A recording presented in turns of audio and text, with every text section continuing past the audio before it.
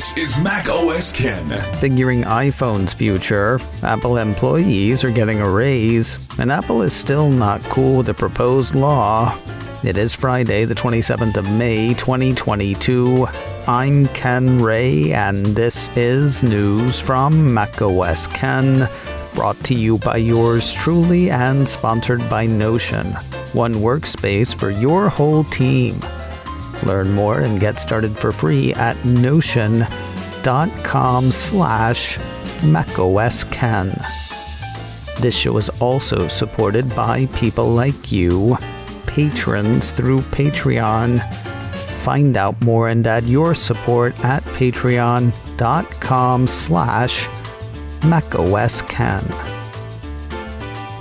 How will the next round of iPhones do? About the same as the current crop seems to be Apple's thinking.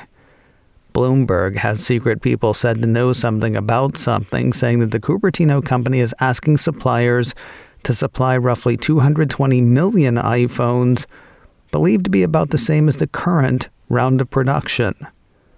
Some might hear that and think, not bad.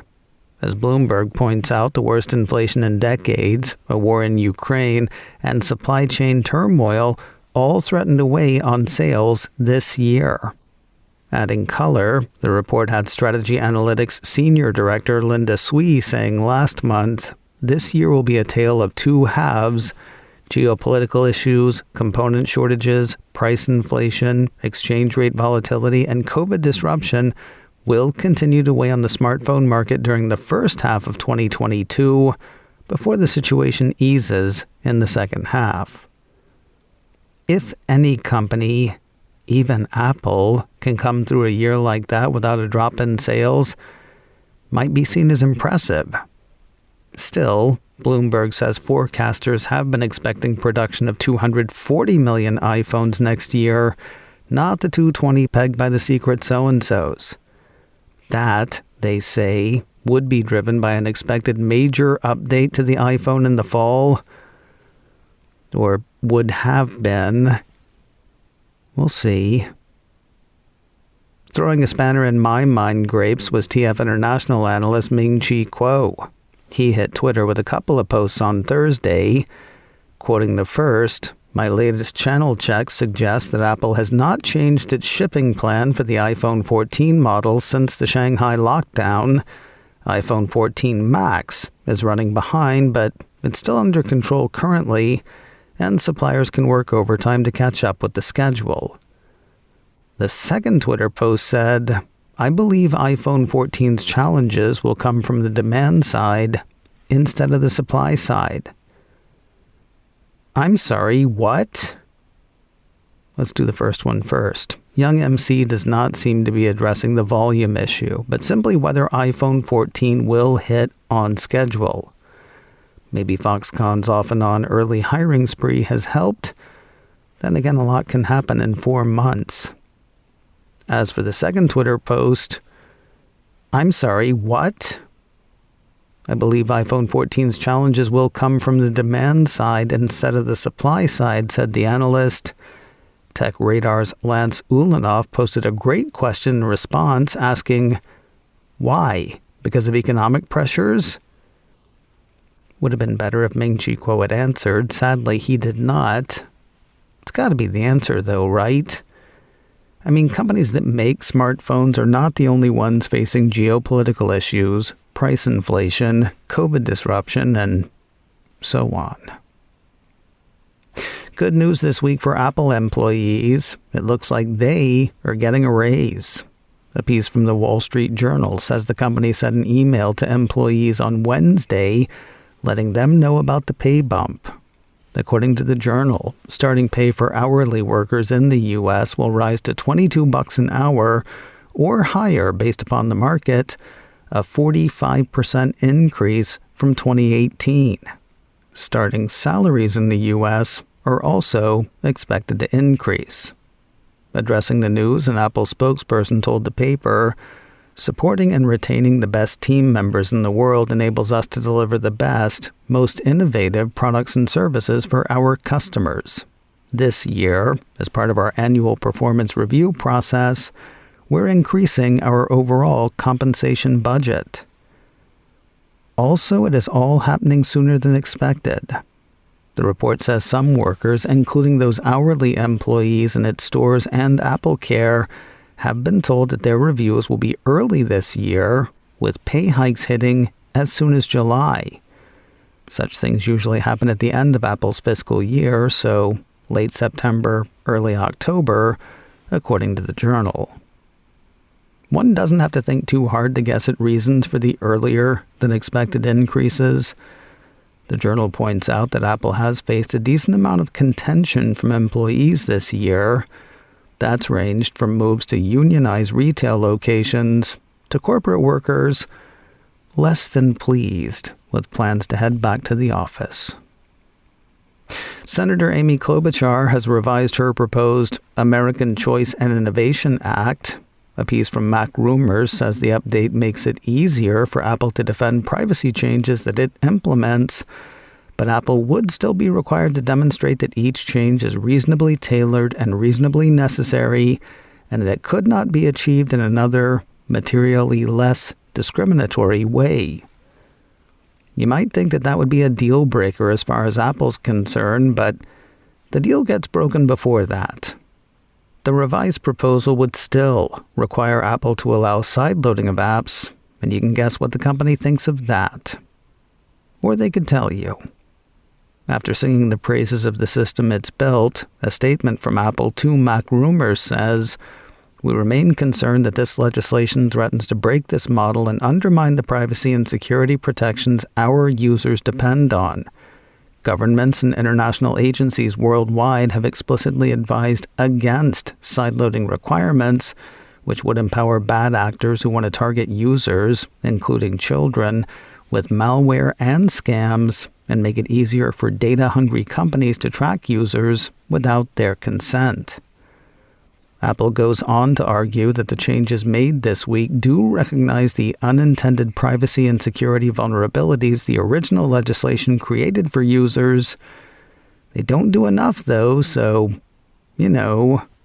recognize the other unintended privacy and security vulnerabilities created by the legislation. More news in a moment, but first a word from Notion. One workspace for your whole team. Not all work collaboration tools are created equal. Some help you organize your company's information, others allow you to manage projects together. Notion does both. It is one tool for your whole team to do it all. With powerful integrations and seamless navigation, you'll have everything you need in one spot, so you can make speed your advantage without the silos and context switching that can slow companies down. And this is my favorite part. Notion has a worldwide network of millions of users creating templates, tutorials, and new inspiration. They are sharing what they have learned, which should make your experience even better.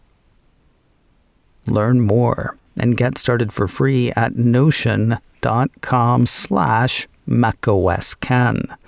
That's notion.com/macOSKen to help you take the first step toward an organized, happier team today. NOTION. That's notion.com/macOSKen.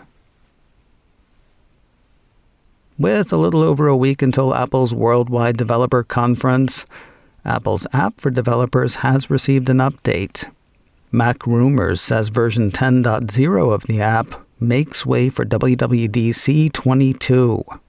Apple's release notes highlight conference offerings, including session videos, digital lounges, one-on-one labs, coding and design challenges, and more. It also has activity sign-ups, SharePlay integration, so developers who aren't together can still watch videos together, other enhancements, and bug fixes. Apple's developer app is free. Versions are available in the App Store for iPhone and iPad, as well as in the Mac App Store. For Mac, obviously. And finally today, more rare Apple stuff is going up for sale. iMore outlines the latest lots from RR Auction. 3 Apple-related items up for bids, including a working Apple One computer, a check signed by Apple co-founder Steve Jobs, and a Time magazine cover with Jobs on it, also signed by Jobs. On the computer, the auction house says the Apple One computer was examined and restored to operational condition in April of last year by Apple One expert Corey Cohen. He evaluates the current condition of the unit at 7 out of 10. It is listed as number 12 on the Apple One registry. The seller says it was numbered by Jobs himself. They also say they have a video of the thing working on the RR auction site. I looked for it for quite a while and couldn't find it, but, bidding stands currently at $50,000. It is expected to go for as much as $450,000 when the auction is complete. The check is for $9.13. It's already been cashed, though, so it's probably not even worth that. Oh, except for the part where it was signed by Steve Jobs. Opening bid is $5,000. No word on an estimated value. As for the magazine cover, Jobs' signatures are pretty rare. This auction not included. RR Auction says the magazine cover, dated 15 February 1982, is neatly signed in the lower left in black ink, Steve Jobs. The cover story, Striking It Rich, portrays Stephen Jobs of Apple Computer as one of America's risk takers.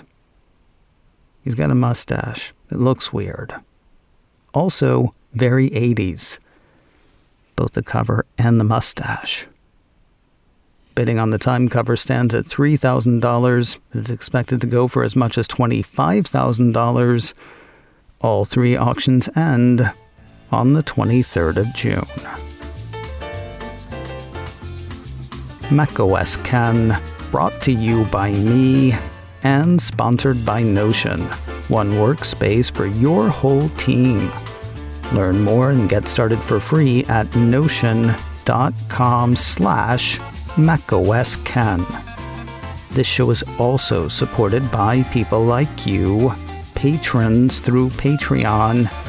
Find out more and add your support at patreon.com/macOSKen. Advertising handled by Backbeat Media, online at backbeatmedia.com. You can reach me a couple of ways. info@macosken.com or call 716-780-4080.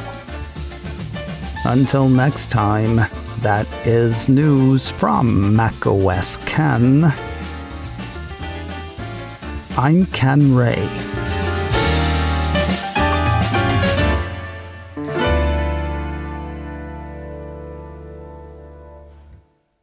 Ciao.